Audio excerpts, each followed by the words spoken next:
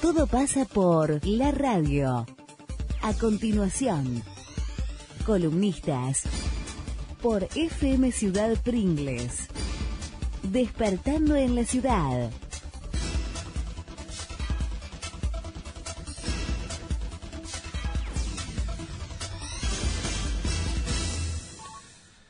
Bien, lo tenemos a don Eduardo. ¿Cómo le va, señor? Buen día. Buen día, Ricardo. Buen día a la audiencia. Buen día, Matías. Bien, muy bien. Con un día bastante agradable, a pesar de la nubosidad que hay, pero está muy lindo. Está muy lindo, sí, exacto. Esperemos que se mantenga. Así es. Quería hacerte una reflexión, ¿no? Ayer, hablando del aniversario de Pringles y demás, me puse a ver algunos datos y uno de ellos, absolutamente revelatorio, ¿no? En 1925, hace 90 años, Pringles tenía 21.000 habitantes. Bueno, yo creo, hablamos acá en algún momento cuando hablábamos de Pringles y los números del atraso.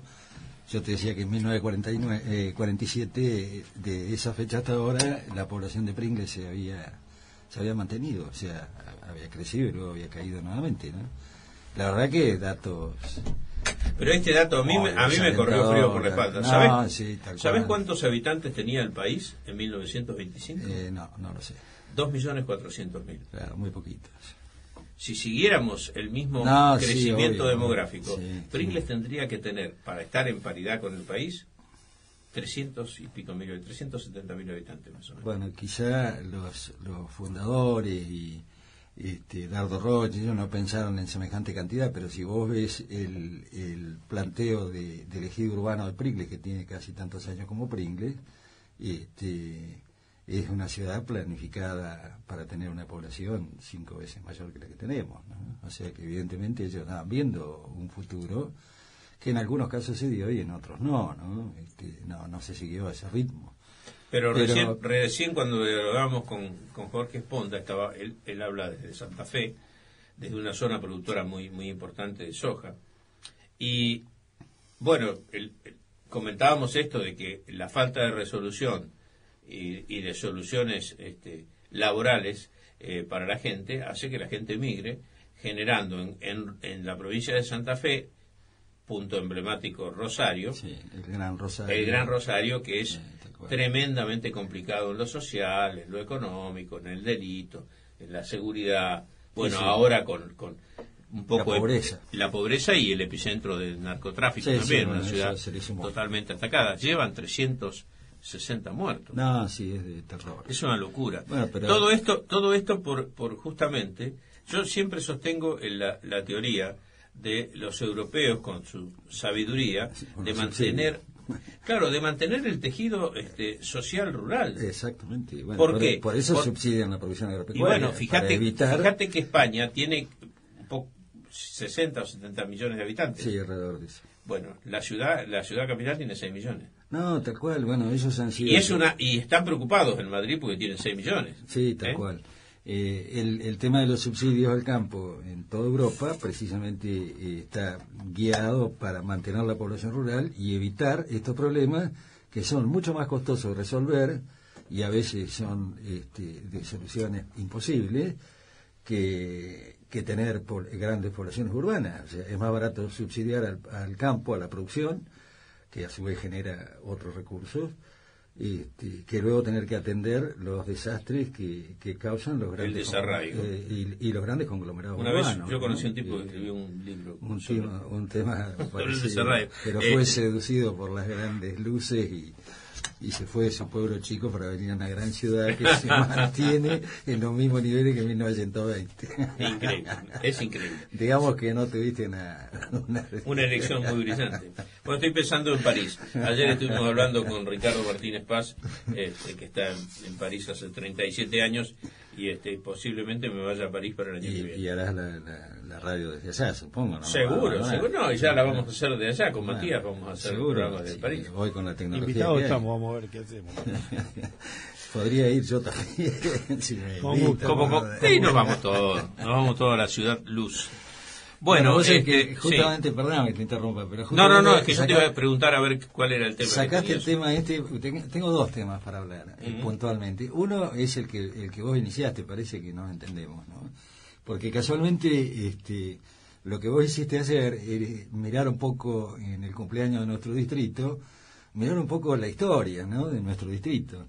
Y me parece que lo más valorable cuando uno tiene una celebración de esta naturaleza, tratar de recordar, de analizar qué es lo que ha pasado, ¿no es cierto?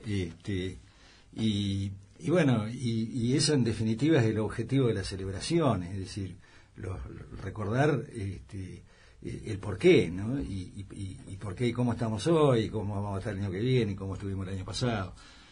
Y yo fui ayer a los actos de celebración en la plaza y lo escuché al intendente, y la verdad que fue muy lamentable el discurso, porque se dedicó a hablar de él mismo y de su gestión y se olvidó de Pringles, de sus fundadores, de cómo esta comunidad se fue haciendo a lo que es hoy. Es decir, dejó todo eso de lado para hablar de política y de candidaturas, y que bueno, si Dios quiere y él gana, va a estar todo bien, y nos recordó que había inaugurado el quirófano y no sé qué más, y la Rambla, y se olvidó de todo lo demás. Ese discurso está para la inauguración del ciclo del Liberante, digamos. Sí, podría ser, y por ahí, qué sé yo, algún resumen de lo hecho. Bueno, mal no está que cada tanto se den cuenta, pero me parece que se ajusta más al discurso, digamos, recordar a quienes fundaron este pueblo y quienes fueron trascendentes en la historia del pueblo, ¿no? Porque en definitiva lo que estamos recordando es su historia. Pero esto está en sintonía. Yo siempre digo que Pringles parece ser como un pequeño laboratorio, esta vez nos ganaron de mano, de lo que pasa a otros niveles. Pero no nos olvidemos, hace pocos días se conmemoró el Día del Maestro en memoria de Domingo Faustino Sarmiento, y la presidenta hizo una cadena nacional y ni siquiera lo mencionó.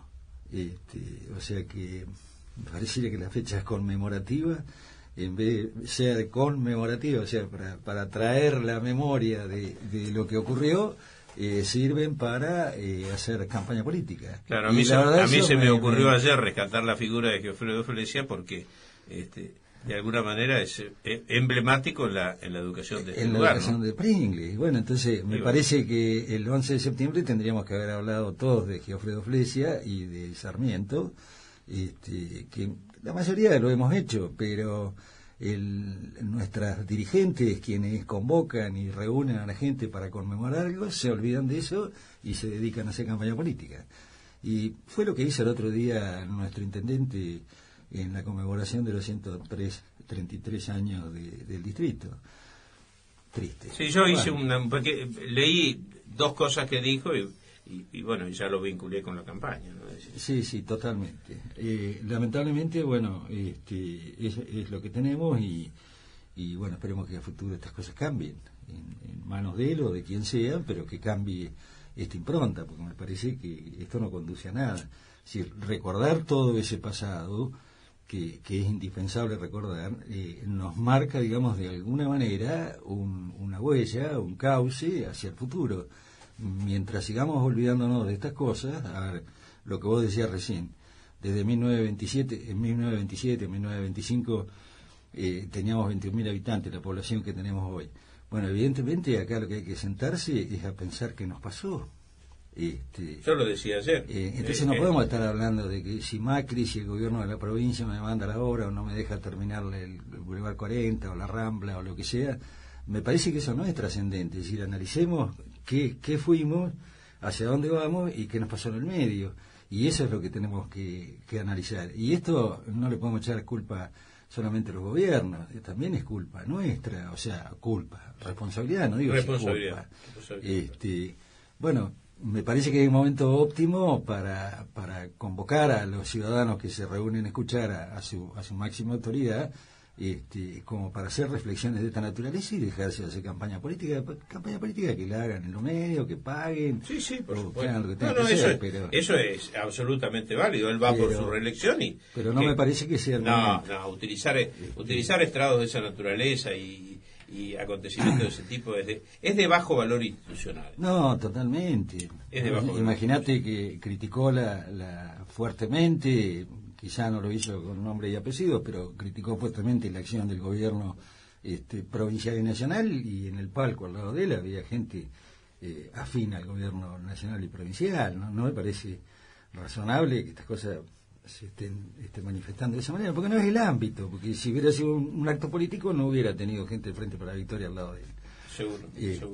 Bueno, ya fue. Lamentablemente se mantiene dentro de las reglas que hasta ahora se han demostrado. Bueno, el otro tema que yo quería hablarte era que algo escuché en algún momentito que pude escuchar la radio de la mañana, que hablaste sobre alguna noticia sobre el derrame de cianuro en San Juan. Justamente anoche, en un programa de, bueno, se puede decir nombre, de María O'Donnell, de 50 minutos, se abordó el tema, mal abordado, porque estos temas son demasiado serios como para tratarlos en poco tiempo.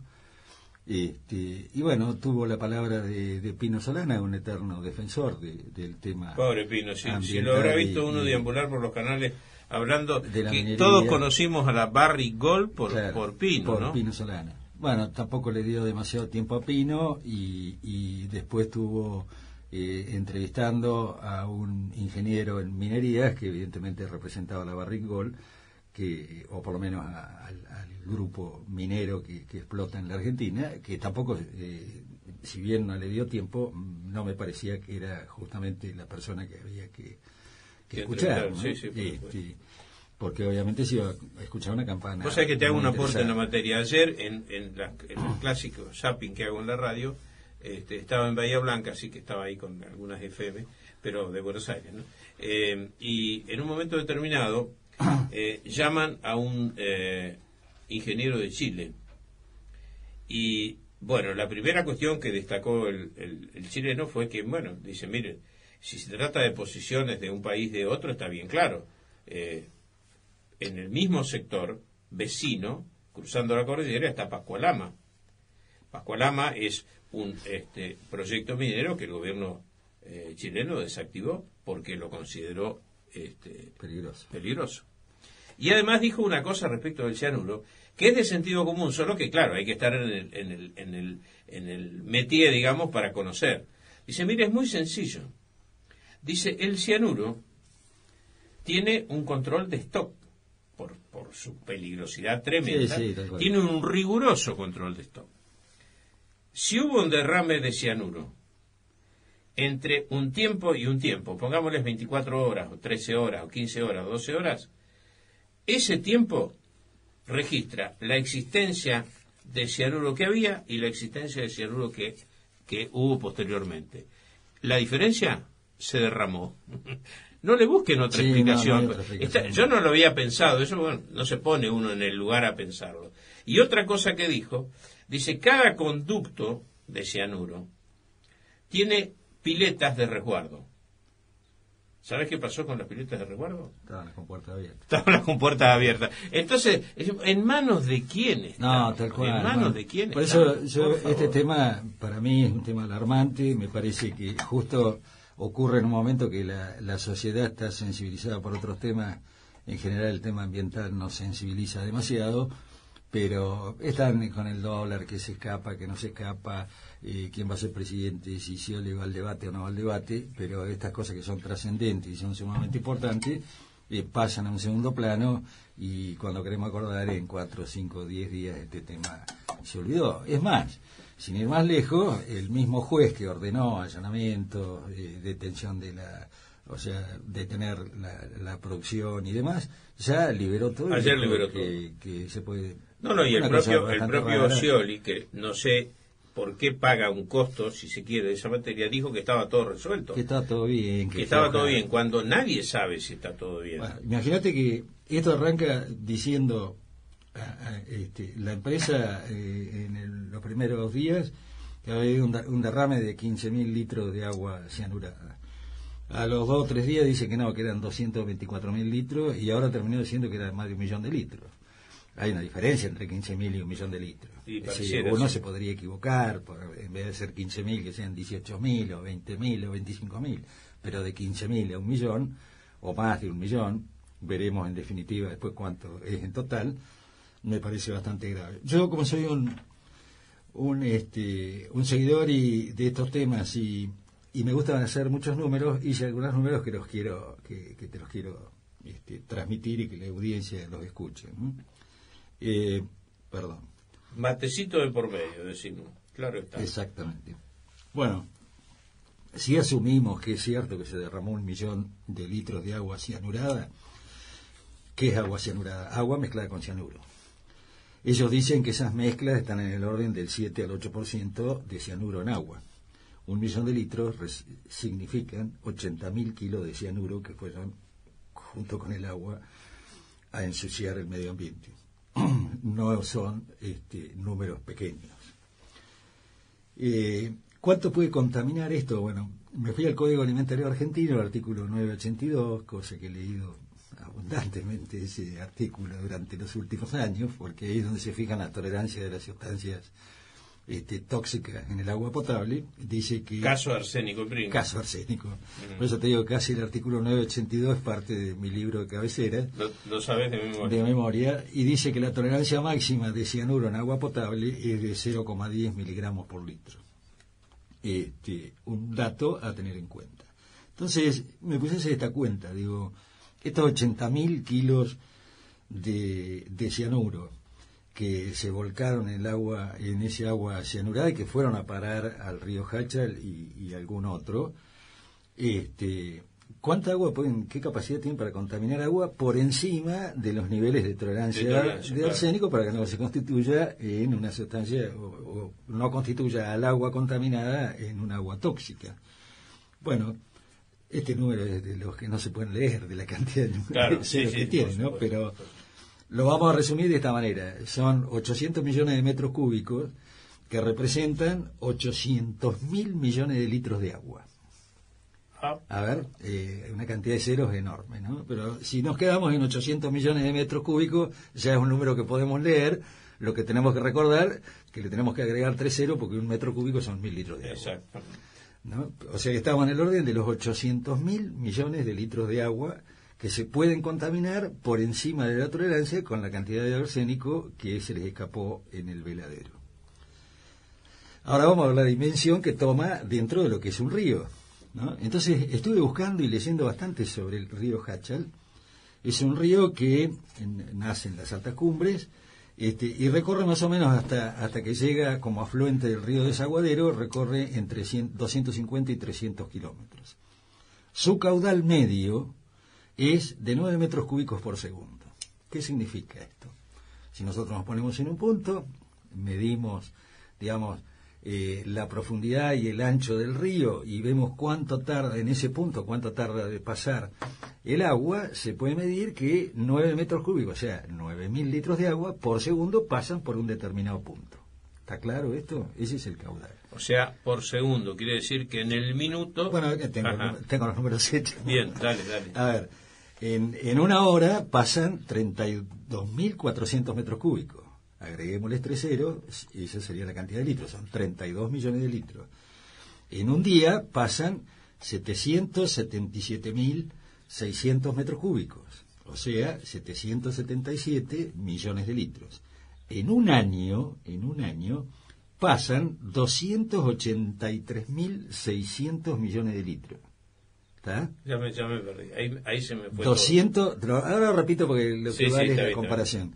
283.600 millones de litros pasan por un punto, el punto que usted quiera del río, y ese es el caudal promedio del río.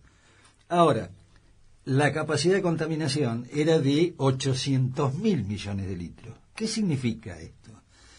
Que se necesitan que durante casi 3 años pase agua en esa cantidad por ese litro para completar los 800.000 millones de litros. O sea que este vertido de cianuro en el puede río afectar Hachal, durante 3 años. Si fuera administrado levemente, estaría contaminando por encima de las tolerancias tóxicas durante 3 años el caudal del río Hachal. O sea que no es un tema menor.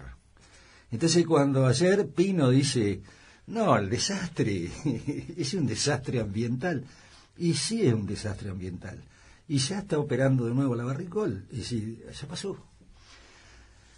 Bueno, digo, estas cosas es buena cuantificarlas porque nos muestran claramente lo que ocurre cuando la dirigencia política, que en este caso es el gobernador de San Juan, una persona bastante cuestionable, yo creo que es incuestionable, que no es buena, sí, sí. Eso no se puede cuestionar, sí, sí. Pero evidentemente hay negocios a espalda de la ciudadanía, a espalda de la ley, que hacen que estas mineras sigan operando de la misma manera que operan y cometiendo estos desastres ambientales sin ningún daño para ellos. Dicen, removieron 20 funcionarios de la Barrick. ¿Saben dónde lo mandaron? A otro país, ganando el doble. Además, esta es la cuarta de importancia del mundo, así que tiene para distribuirlo. Sí, creo seguro, que en 60 países. A ver, no tomemos eso como algo que, fíjese qué importante es que echaron a 20. Y fíjate vos. Eso es para la gilada, como se decía antes. Exacto, ¿no? exacto. Fíjate vos que el asunto es mucho más importante o cobra, digamos, una importancia mucho mayor si consideramos que la explotación de oro en la Argentina a las empresas que lo realizan no las obliga a pagar impuesto alguno. No, nos dejan miserables centavos. Dice ¿viste? que Sí. no pasa nada, o sea, lo único que puede significar es el trabajo, Ricardo, que puedan dar, que tampoco investigué mucho yo. ¿Cuánta gente trabaja en...? No sé, genera empleo, no hay duda, posiblemente ocupe un millar de personas, pero eso no justifica absolutamente nada contra las condiciones de vida, la calidad de vida de una persona. Estamos hablando de que esto tiene la potencialidad de contaminar durante 3 años, que es lo que decía Pino Solana. Esto no se ve hoy, esto se ve en el mediano y largo plazo. ¿Y cómo sabemos que ese agua no se acumuló? Hay un tema importante. El río Hachal es el que provee de agua prácticamente a una gran parte de la producción agrícola de la provincia de San Juan. Quiere decir que por extensión ya no es el consumo de agua propiamente dicho, sino humano, sino también de la producción agrícola. O sea que es un tema muy grave, muy serio, al que no se le da importancia. Por eso yo planteaba el otro día que hablábamos lo del fracking, de los hidrocarburos de extracción no convencional, que hoy no nos están generando problemas en nuestra región, pero a futuro esto podría ocurrir. Digamos que el fracking es nada más y nada menos que una metodología similar, no es una extracción directa como un hidrocarburo convencional, que lo único que hacemos es sacarlo de donde está y llevarlo para otro lado. Acá hay una invasión y una modificación del medio ambiente para poder llevarse lo interesante y dejar los residuos que esos son los peligrosos y que pueden contaminar el medio ambiente. Bueno, no es un tema menor el tema del fracking y no hay que olvidárselo. Parece que ya pasó, que fue todo un ruido y después se pasa y después empiezan a pasar estas cosas. Y esto que Pino Solana venía denunciando hace 5, 10, 15 años y hasta hace 2 o 3 años, en un momento cuando el tema de la ley de glaciares fue un tema que fue bastante presente mediáticamente. Después desapareció del mapa. Ahora yo digo, ¿cuántas veces habrá pasado esto? Ojalá que ninguna, pero no me extrañaría que hubiera pasado. Porque la falta de controles en la Argentina es un hecho habitual. Es terrorífico. Es un hecho habitual, o sea, nosotros lo vemos desde lo más simple a lo más complejo. Es decir, por ejemplo, yo no sé qué controles tiene Pringle respecto de las estaciones de servicio, de lo que pueda pasar, del derrame de combustible. Es decir, no tengo idea. Acá hay algunas cosas que están muy bien hechas. Hay una empresa que no es local, que vende combustible al agro, tiene los tanques de combustible, están construidos dentro de piletones, de manera tal que si algún tanque tiene una pérdida o tiene una rotura o cualquier accidente, el combustible se derrama dentro de esa pileta y no invade, digamos, el medio ambiente. Después hay métodos para sacar ese combustible de ahí y resolverlo. pero tiene una pileta como serían estas piletas que había en Veladero. Lo importante sería que tengan las compuertas cerradas, no como la de Veladero que estaban abiertas. Ahora vos fíjate, estas no tienen claro, vos fíjate no cómo una cuestión de este tipo se puede resolver por el simple hecho de hacer las cosas, los controles como tienen que ser. ¿Cómo se puede concebir que un producto como el cianuro, que es letal, ¿no es cierto?, pueda llegarse a cometer este desaguisado de que alguien que estaba encargado de controlar si las compuertas estaban abiertas no lo haya hecho, o cerradas? Sí, está bien, hay que ver si no se encargó o le pidieron que estén cerradas, que estén abiertas, que eso no lo sabemos, ¿no? Pero no parece que la cosa fuera tan perversa, uno no quiere pensar en eso, pero también está la posibilidad. Lo que yo digo es que estas cosas hay que tenerlas muy presentes, hay que seguir a fondo los casos, seguir informando, porque es la única manera de que estas cosas se mantengan vigentes, porque si no pasa esto pasa al olvido. Y a ver, en lo personal, y vuelvo al artículo 982, yo hice en el año 2010 una ordenanza que se llama Agua Pura para el control del arsénico en el agua potable. Hasta el día de hoy se hizo un estudio muy bien hecho donde detectamos los problemas y las posibilidades bastante sencillas de resolverlo, y ahí se terminó la historia y nunca más se habló del arsénico. Indio Rico está consumiendo agua con arsénico por encima de los niveles de tolerancia, y se la pasan hablando y no han hecho absolutamente nada en los últimos años, a pesar de las denuncias que yo he hecho permanentemente. Incluso hasta he ofrecido la posibilidad de realizar un estudio y la instalación de una planta piloto, que luego hay que replicarla a través de la Comisión Nacional de Energía Atómica. Está presupuestada y no se ejecutó. Entonces, cuando estas cosas no toman trascendencia pública, como que pasan a un segundo plano, es el enemigo silencioso. Nadie lo ve. Si el arsénico no ve, se ve el cianuro. No se ve. Las personas que trabajan en Veladero se contaminan. No, porque tienen normas de seguridad. Ahora, lo que tiran para afuera, que se le aguante el resto. Claro, yo recuerdo, entonces, apelando un poco a la memoria, que en ese trajinar de Pino Solanas por los canales de televisión, recuerdo perfectamente que él citaba, y ahí yo me enteré de que existía la palabra o la denominación, en este caso Pascualama, para el emprendimiento minero que Chile había emprendido y lo desactivó justamente por contaminante. Por contaminante. Entonces, no estamos hablando de que estamos en Suiza, ¿no? Estamos hablando de Argentina y Chile. Vos pensás, compartimos una cordillera y bueno, y acá se contamina y allá no se contamina. Este río que fue contaminado, fuertemente contaminado, porque estos números son bastante significativos, tiene una cuenca de 32.000 kilómetros cuadrados. Es aproximadamente 6,5 veces el distrito de Pringles. Es un territorio importante. Y sobre todo un territorio que se habla de cuencas hidrográficas, que es precisamente donde en una provincia casi desértica como San Juan, es donde se puede generar riqueza y producción de alimentos. Con el riego. Y justo ahí vamos a poner una actividad de riesgo. Mira, me parece descabellado, hasta por más que, salvo que las metodologías de extracción fueran cero contaminantes, yo no dejaría abrir una mina de ninguna manera, porque el riesgo ambiental que hay justo en ese lugar es muy grave. Y no nos olvidemos que después el Hachal desemboca en el desaguadero que recorre parte de otras provincias, con lo que podríamos estar llevando el problema casi hasta el mar.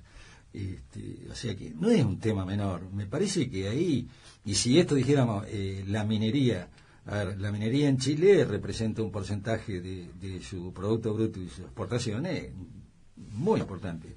En la Argentina la minería no la vamos a descartar, pero no te olvides que las mineras exportan bajo declaración jurada. Es una cosa inconcebible. O sea, vos decís cuánto exportaste y te tienen que creer porque no hay otro control. 5 toneladas o 500, da lo mismo. Es una cosa terrible. Así que imagínate el nivel de ingreso que la minería le produce. Dentro del Producto Bruto es posible, a las arcas del Estado muy poco. Por eso o a las arcas del Estado muy poco, pero hay alguien que logró que esto fuera así, entonces a las arcas de alguien se están quedando con la parte. La plata está. Eduardo, bueno, ese era el tema. Muchas gracias por tu presencia como siempre, da lugar a reflexión.